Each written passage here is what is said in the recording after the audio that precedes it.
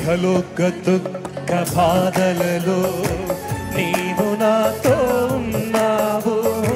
ముదిమి వచ్చు వరకు నన్ను ఎత్తుకునే దేవుడవు.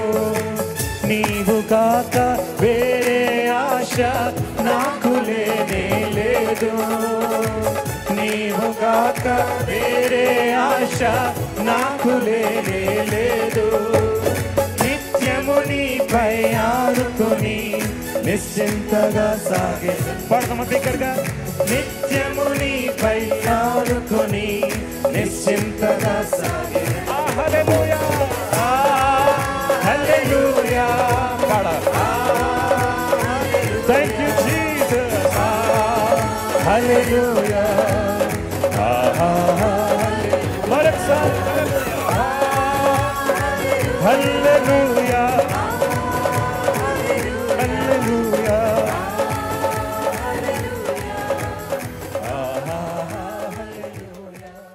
యేసుక్రీస్తు ప్రశస్త నామంలో ప్రియులందరికీ శుభాలు. మార్కు సువార్త 11వ అధ్యాయం మనం ధ్యానం చేస్తున్నాం. 15వ వచనం నుంచి మనం చూద్దాం. వారు యెరూషలేమునకు వచ్చినప్పుడు ఆయన దేవాలయములో ప్రవేశించి దేవాలయములో క్రయ విక్రయములు చేయువారిని వెళ్ళగొట్టనారంభించి రూకలు మార్చు వారి బల్లలను గువ్వలమ్ము వారి పీటలను పడద్రోసి దేవాలయము గుండా ఏ పాత్ర అయినను ఎవరిని తేనీయకుండెను. మరియు ఆయన బోధించుచు, నా మందిరము సమస్తమైన అన్యజనులకు ప్రార్థన మందిరం అనబడును అని వ్రాయబడలేదా? అయితే మీరు దానిని దొంగల గుహగా చేసితిరనెను. ప్రియదేవుని బిడ్డలారా, ఈ భాగంలో యేసు ప్రభు దేవాలయాన్ని పవిత్రపరుస్తున్నట్లుగా మనం గమనిస్తున్నాం. దేవాలయంలో ప్రార్థన జరగాలి, దేవాలయంలో ఆరాధన జరగాలి, దేవాలయంలో అర్పణలు అర్పించబడాలి. కానీ విచారకరం ఏంటంటే ప్రభు ఆ దేవాలయాన్ని చూసినప్పుడు అదో ప్రార్థన స్థలముగా కనబడలేదు, అది వ్యాపారపు టిల్లుగా కనబడింది. ఎంత భయంకరమైన వ్యాపారం జరుగుతుందంటే లోకములో ఉన్నదానికంటే భయంకరమైన వ్యాపారము ఆ దేవుని మందిరములో జరగటం ప్రభు చూచి చాలా కోపం వచ్చేసింది ప్రభుకి. ఏంటి వ్యాపారం చేస్తున్నారు అంటే, ఇప్పుడు గమనించండి. పాలస్తీనా దేశం ఉంది కదా, ఈ పాలస్తీనా దేశం అంతటికీ దేవాలయం ఒకే చోటు ఉంటుంది, అది యెరూషలేం. సహజంగా యూదులు ప్రతి విశ్రాంతి దినాన సమాజ మందిరములో ఆరాధన చేస్తారు. కానీ పండుగల సమయంలో ప్రత్యేకమైన దినాల్లో దేవాలయానికి అనగా యోదయ యెరూషలేములో ఉన్న దేవాలయానికి వచ్చి ప్రభుని ఆరాధన చేస్తారు. గలిలయ రాష్ట్రంలో మనం గమనిస్తే అక్కడ వారికి నాణేలు, ద్రవ్యము, డబ్బు మరో రూపముగా ఉంటుంది. మరి యూదా వారు, ఆ ప్రాంతంలో ఉన్నవారు, వారికి కూడా రూకలు అంటే డబ్బులు మరో విధంగా ఉంటాయి. ఇప్పుడు మనం భారతదేశాన్ని చూస్తే మనకి కరెన్సీ రూపీస్లో ఉంటుంది, అమెరికాలో చూస్తే డాలర్గా ఉంటుంది, అలాగే ఇజ్రాయెల్లో చూస్తే షెకెల్తో ఉంటుంది. అలా ఆయా దేశాలకి ఆయా రకాలుగా కరెన్సీ ఉంటుంది.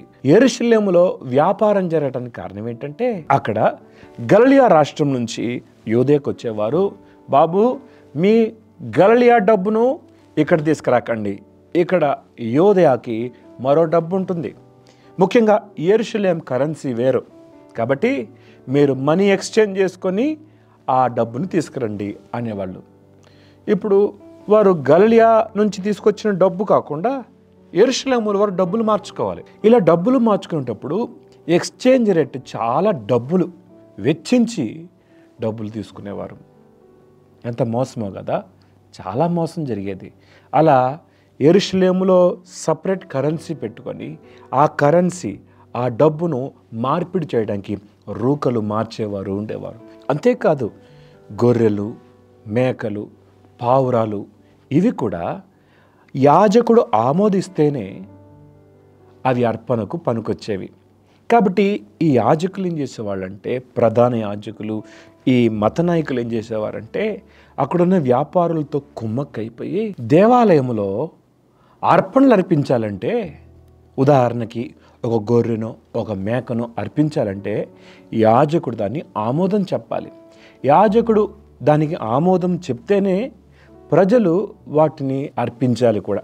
పాలస్తీనా దేశంలో ఇతర రాష్ట్రాల నుంచి వచ్చేవారు ఎవరైనా సరే వారి ఇంట్లో పెంచిన గొర్రెను కానీ మేకని కానీ పావురం కానీ తీసుకొచ్చినప్పుడు యాజకుడు అడిగేవాడు, ఎక్కడి నుంచి తీసుకొచ్చావు అని అడిగేవారు. అయ్యా, మా ఇంట్లోదే ఎంతో కష్టపడి జాగ్రత్తగా పెంచాం అని చెప్పారనుకోండి, యాజకుడు ఆ పశువుని చూసి ఏదో లోపం చెప్పాడు. ఇదిగో ఇక్కడ మచ్చ ఉంది, ఇక్కడ డాగ్ ఉంది, అదిగో కళ్ళల్లో ఒక సార ఉంది, ఇదిగో చెవు దగ్గర ఒక చిన్న మచ్చ ఉంది, అలా ఏదో గొర్రె కానీ మేక కానీ వంక చెప్పి ఇది పనికిరాదు, దీన్ని అమ్మేసేయి, ఇదిగో అక్కడే ఎక్కడో అక్కర్లేదు, ఇదిగో ఇక్కడే ఆ దేవాలయంలో అక్కడే అమ్ముతున్నారు తీసుకో అని అక్కడికి వెళ్తే వాళ్ళు ఆ గొర్రెను కొనుక్కొని తక్కువ రేటుకు కొని ఎక్కువ రేటుకు గొర్రెను అమ్మేవారు వేరే దాన్ని. ఇప్పుడు తర్వాత వారికి వాళ్ళ గొర్రెను వేరే వాళ్ళకి అమ్మేసేవాళ్ళు. భయంకరమైన లూటి మోసము దేవాలయంలో జరుగుతుంది. ఏమండి, దేవుని మందిరము వ్యాపారపు టిల్లుగా చేశారు. రూకలు మార్చేవారు, పావురాలు, గొర్రెలు, మేకలు వీటిని కొనేవారు, మోసం చేసేవారు, డబ్బును విపరీతంగా మత నాయకులు, వ్యాపారులు పంచుకునేవారు. ఇలాంటి భయంకరమైన వ్యాపారము, మోసాలు జరుగుతుంటే యేసుప్రభు కొరడా జులిపించాడు. ఎంత కోపం వచ్చిందో ప్రభుకి.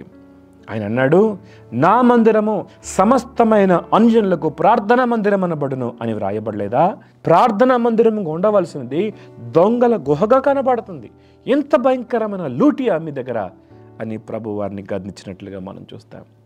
ఇలా ఎవరైనా గద్దిస్తే ఊరుకుంటారండి మత నాయకులు? చూడండి ఏం జరిగిందో 18వ వచనంలో, శాస్త్రులను ప్రధాన యాజకులను ఆ మాట విని జనసమూహమంతయు ఆయన బోధకు బహుగా ఆశ్చర్యపట్ట చూచి ఆయనకు భయపడరి.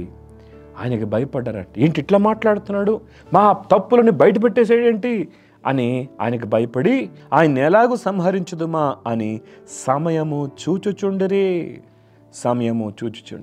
ఎప్పుడు చంపేద్దాం ఆయన్ని, ఈయన మాకు పెద్ద సమస్యగా ఉన్నాడు, ప్రజలందరూ ఆయన దగ్గరికి వెళ్ళిపోవడం, ఆయన చెప్పింది వినటం, మమ్మల్ని నమ్మకపోవటం, ఇది అస్సలు బాగాలేదు, ఈయన ఎలా చంపేస్తే బాగుంటుంది అనుకున్నారు. దేవుడి మాటలు దించినగాక ప్రార్థన చేసుకుందాం. మహోన్నతుడగు దేవ, సర్వాధికారి నీకు స్తోత్రాలు. ఇదిన మీరు మాతో మాట్లాడిన ప్రతి మాటను బట్టి వందనాలు. దేవాలయము ప్రార్థనా మందిరం అయ్యా, అది వ్యాపారపు టిల్లిగా దొంగలుగా ఎలా చేశారో మేము చూసాం. అవును ప్రభా, మా జీవితాలు ఒక దేవాలయముగా ఉండాలి, ప్రార్థన స్థలముగా ఉండాలి, నిన్ను మహింపరిచే కేంద్రముగా ఉండాలి. దాన్ని నీకు ఆయాసకరంగా మార్చకుండా నీ గొప్ప కృప చూపించండి. విత్తబడిన మాటలు మందరు హృదయం నీరుకట్టి ఫలింపజేసి మీరే మహిమ పొందమని యేసు నామములో అడుగుతున్నాం తండ్రి. ఆమెన్.